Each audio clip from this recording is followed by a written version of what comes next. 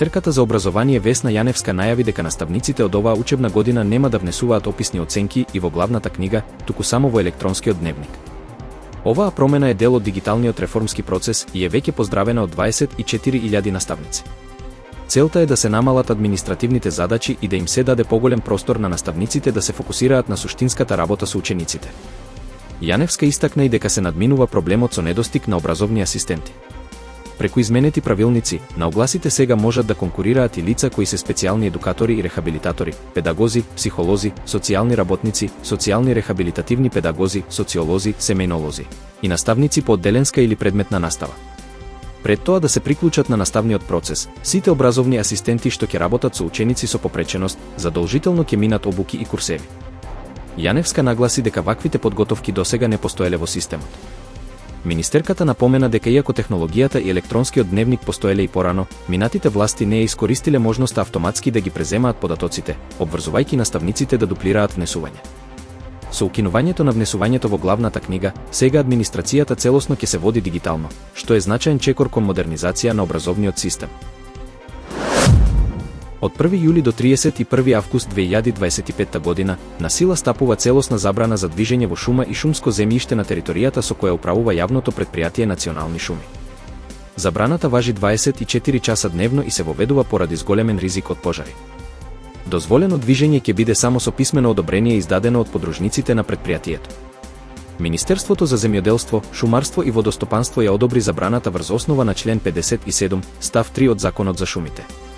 Таа ќе важи до крајот на август и се однесува на сите физички лица, освен ако не се работи за овластени институции или лица со службени овластувања. За непочитување на забраната се предвидени парични казни од 1500 до 2000 евра во денарска противвредност, согласно член 106 од Законот за шумите.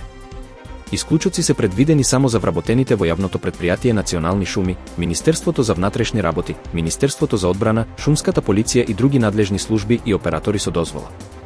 Надзорот и спроведувањето на забраната ќе го вршат службениците од Национални шуми, Шумската полиција, Министерството за внатрешни работи и Државниот инспекторат за шумарство и ловство. Целта е да се спречат катастрофални пожари и да се заштитат природните ресурси. Во првото јавно обраќање по постигнувањето на примирието меѓу Иран и Израел, иранскиот врховен лидер Али Хамнеј изјави дека Исламската република изадала тежок шамар на Америка, оштетувајќи стратешка американска база во Катар. Според него, Вашингтон не успел да оствари резултати со вклучувањето во судирот на страната на Израел. Хамнеј откри дека нападот врз американската база Ал-Удејд бил одмазда за нападите врз ирански нуклеарни постројки. И покрај американското омаловажување на нападот, Хамнеј предупреди дека Иран има капацитет повторно да удри ако се почувствува загрозено. Американскиот председател Доналд Трамп го нарече нападот многу слаб, нагласувајќи дека 13 од 14 ракети биле пресретнати. Катар потврди дека нема жртви ниту сериозна штета, а противвоздушната одбрана реагирала ефикасно.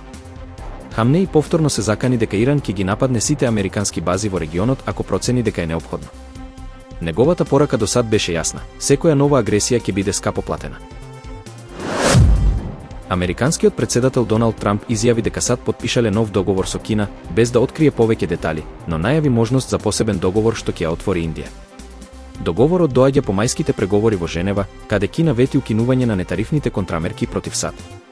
Кина, како одговор на американските царини, претходно го суспендираше извозот на критични минерали и магнети, што предизвика прекини во синџирите на снабдување за автомобилската, воената и воздухопловната индустрија.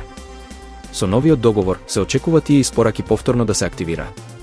Според Белата куќа, договорот се однесува на забрзување на испораките на ретки земни метали кон САД.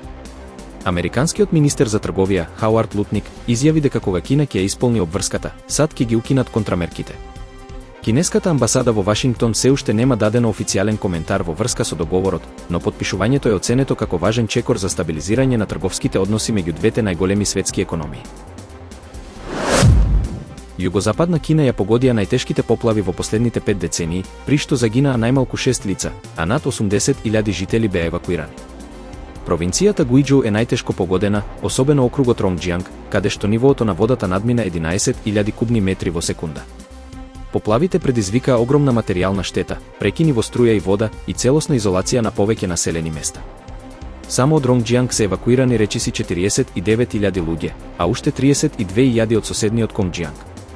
Во провинцијата Сандус влечиште оштети мост, а поплави има и во Гуангси.